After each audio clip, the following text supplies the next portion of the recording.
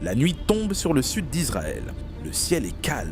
Puis soudain, les sirènes d'alerte retentissent. Les gens s'arrêtent et se précipitent vers les abris. Mais au-dessus d'eux, un autre système est déjà en action. Des capteurs et des radars détectent les roquettes presque instantanément. Les ordinateurs commencent à calculer leur trajectoire. Un instant plus tard, des missiles intercepteurs sont lancés depuis le sol pour bloquer les roquettes qui foncent vers les villes israéliennes à 2 fois la vitesse du son. Puis une roquette après l'autre explose en plein vol, parfois à quelques centaines de mètres seulement au-dessus des toits. Ce que vous voyez, c'est le dôme de fer israélien, un bouclier technologique conçu pour arrêter les roquettes avant qu'elles n'atteignent leur cible.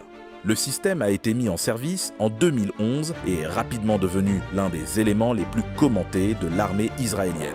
La façon dont les médias et les dirigeants le décrivent peut donner l'impression qu'il est presque invincible. Mais lors des grands conflits, des roquettes continuent quand même de toucher des villes. Alors si le dôme de fer est un bouclier aussi solide, pourquoi des roquettes atterrissent-elles encore à l'intérieur des villes ?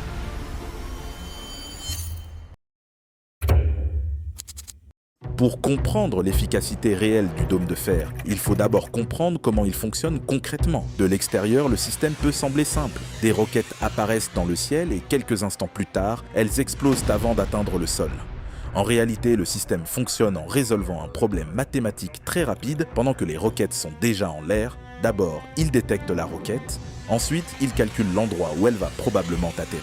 Enfin, il décide si la roquette représente une vraie menace et si un missile intercepteur doit être lancé pour l'arrêter. Il a des yeux qui repèrent la menace, un cerveau qui prend la décision et des muscles qui exécutent l'interception. La première étape, c'est la détection, les yeux du système. Chaque batterie du dôme de fer comprend un système radar appelé ELM 2084, un radar multimission qui scrute en permanence le ciel à la recherche de lancement. Dès qu'une roquette quitte le sol, le radar la détecte et commence à la suivre presque immédiatement. Ce radar peut détecter et suivre des roquettes jusqu'à environ 70 km de distance et pister de nombreuses cibles en même temps. Il suit la position, la vitesse et la direction de la roquette en temps réel. Une fois les données collectées, le radar envoie tout au centre de contrôle, le cerveau du système. Cette partie est connue sous le nom de système de gestion de bataille. À l'intérieur de ce centre de contrôle, de puissants ordinateurs analysent les informations provenant du radar. Ils calculent la trajectoire de la roquette, estiment le point d'impact et décident si la roquette est dangereuse. Cette prédiction est la partie la plus importante du système. Le dôme de fer n'essaie pas d'abattre chaque roquette qu'il détecte. Si l'ordinateur calcule qu'une roquette va atterrir dans une zone ouverte comme un champ ou un terrain vide, le système l'ignore tout simplement. Il réserve ses missiles intercepteurs pour les roquettes susceptibles de toucher des villes, des habitations ou des infrastructures importantes. Tout cela se passe automatiquement et ne prend généralement que quelques secondes. Une batterie type du dôme de fer comprend 3 à 4 lanceurs connectés à ce système de contrôle et chaque lanceur transporte jusqu'à 20 missiles intercepteurs prêts à tirer. Si le système décide que la roquette représente une menace, la dernière étape commence, l'interception. Le système lance alors un missile intercepteur appelé le Tamir. Le missile Tamir s'élance dans le ciel, guidé par le radar au sol pendant qu'il se dirige vers la roquette entrante. Le missile coûte entre 40 000 et 100 000 $, mesure environ 3 mètres de long, pèse environ 90 kg et est conçu pour se déplacer rapidement dans les airs pour atteindre sa cible. Quand il s'approche de la roquette, le Tamir utilise des capteurs pour se faire exploser près de la cible. Au lieu de frapper la roquette directement, l'explosion projette des fragments qui détruisent la roquette en plein vol avant qu'elle n'atteigne le sol. Une batterie complète du dôme de fer peut coûter entre 50 et 100 millions de $. Et chaque batterie peut protéger une zone d'environ 150 km². Parce que les missiles intercepteurs sont coûteux et en nombre limité, le système doit prendre des décisions soigneuses sur le moment de tirer. C'est pourquoi l'étape de prédiction est si importante. Sans elle, le dôme de fer épuiserait ses intercepteurs lors de grandes attaques de roquettes. Grâce à cette rapidité et cette précision, le système a rapidement acquis une solide réputation. Mais pour comprendre son efficacité réelle, il faut regarder comment il se comporte lors de vrais conflits.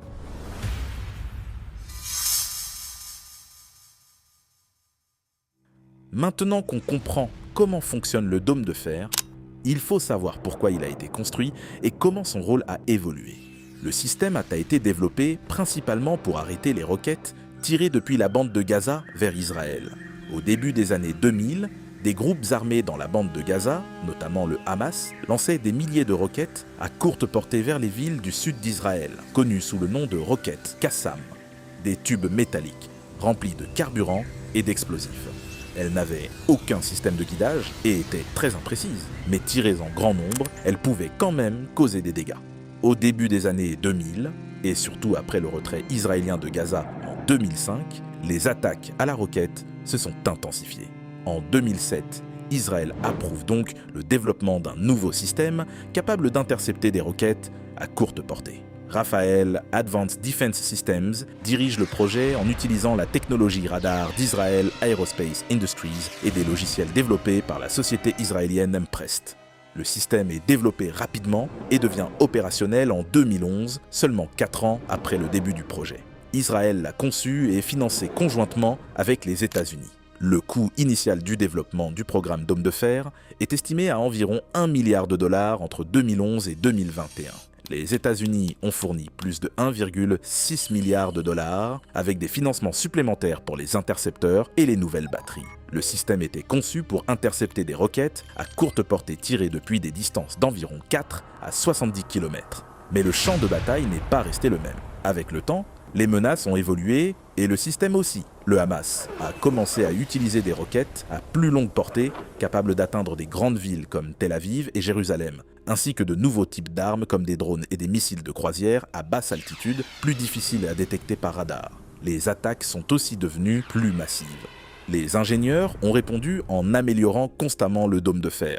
Ce processus est souvent appelé développement en spirale, ce qui signifie que le système est amélioré pendant qu'il est déjà utilisé et opère en conditions de combat. En 2014, lors de la guerre de Gaza, le Hamas a lancé plus de 4500 roquettes vers le territoire israélien. Le 7 octobre 2023 est venue l'attaque la plus massive que le système ait jamais dû affronter. Le Hamas a lancé une attaque surprise massive sur Israël qui a commencé avec des milliers de roquettes tirées en un très court laps de temps.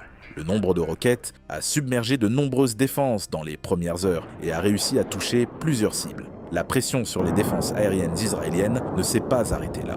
Alors que la guerre s'étendait, des roquettes et des drones ont commencé à arriver depuis d'autres fronts également. Puis en avril 2024, le conflit a pris une toute autre dimension quand l'Iran a lancé sa première attaque directe à grande échelle contre Israël en réponse à une frappe israélienne sur un bâtiment diplomatique iranien à Damas. L'Iran a tiré plus de 300 engins aériens sur Israël, dont environ 170 drones à longue portée, une trentaine de missiles de croisière et plus de 120 missiles balistiques depuis plus de 1000 km de distance. Les drones ont été envoyés en premier et ont mis des heures à traverser la région, ce qui a laissé le temps à un vaste effort de défense internationale de se mettre en place. Des destroyers de la marine américaine en Méditerranée et en mer Rouge ont abattu plusieurs missiles. Des chasseurs américains et britanniques ont également intercepté des drones au-dessus de l'Irak et de la Syrie. Des avions français ont aidé à repérer et détruire d'autres cibles. Et l'armée de l'air jordanienne a abattu des drones qui traversaient son espace aérien. Au moment où l'attaque a atteint Israël, de nombreux engins avaient déjà été détruits loin du territoire israélien. Mais même avec ce taux de réussite très élevé, quelques-uns ont quand même passé les défenses, dont un missile balistique qui a frappé près de la base aérienne de Nevatim dans le sud d'Israël. L'attaque a mis en évidence quelque chose d'important sur la défense aérienne moderne. Même quand le taux d'interception est extrêmement élevé, le système a encore ses limites et ses défis. L'un de ces défis, c'est ce que les experts appellent l'écart de vitesse. Dans ces cas-là, le radar ne peut détecter la roquette que quelques secondes avant l'impact, ce qui laisse très peu de temps au système pour calculer où la roquette va atterrir et lancer un intercepteur, une attaque par saturation. Le dôme de fer peut suivre et intercepter de nombreuses roquettes en même temps, mais il peut quand même être submergé. Chaque batterie dispose d'un nombre fixe de missiles intercepteurs. Quand des dizaines, voire des centaines de roquettes sont tirées en quelques minutes, le système ne peut pas traiter chaque cible en même temps. Il y a aussi l'aspect économique du problème. Chaque missile intercepteur Tamir coûte des dizaines de milliers de dollars, souvent estimés entre 40 000 et 100 000 dollars, alors que les roquettes qui arrivent peuvent ne coûter que quelques centaines de dollars à fabriquer. Les Tamir peuvent réduire les dégâts, mais lors de longs conflits, arrêter de grandes quantités de roquettes bon marché peut devenir très coûteux avec le temps. Mais le dôme de fer n'a jamais été conçu pour fonctionner seul. En réalité, il n'est qu'une partie d'un réseau de défense bien plus large.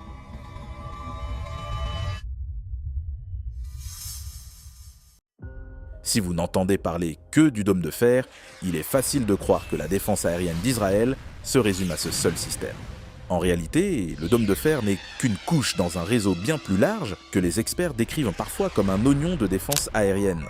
Au lieu de s'appuyer sur un seul bouclier, plusieurs systèmes différents travaillent ensemble, chacun conçu pour arrêter les menaces à des distances différentes.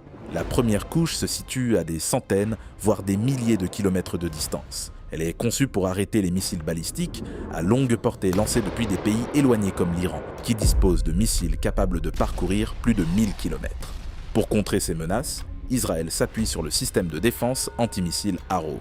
Les systèmes Arrow 2 et Arrow 3 sont conçus pour intercepter des missiles balistiques alors qu'ils sont encore très hauts dans l'atmosphère. Arrow 3 peut même détruire des missiles en dehors de l'atmosphère.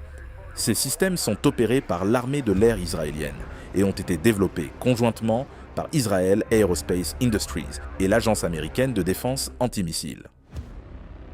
La couche suivante s'attaque aux menaces plus proches, notamment les missiles à moyenne portée et les missiles de croisière qui pourraient être tirés depuis des pays voisins comme le Liban, la Syrie ou l'Irak. Cette couche est assurée par David Sling, la fronde de David, développée conjointement par Rafael Advanced Defense Systems et la société américaine Raytheon. Il fait office de bouclier intermédiaire. Son rôle est de traiter les menaces trop grandes ou trop rapides pour le dôme de fer, mais qui ne relèvent pas des missiles balistiques à longue portée.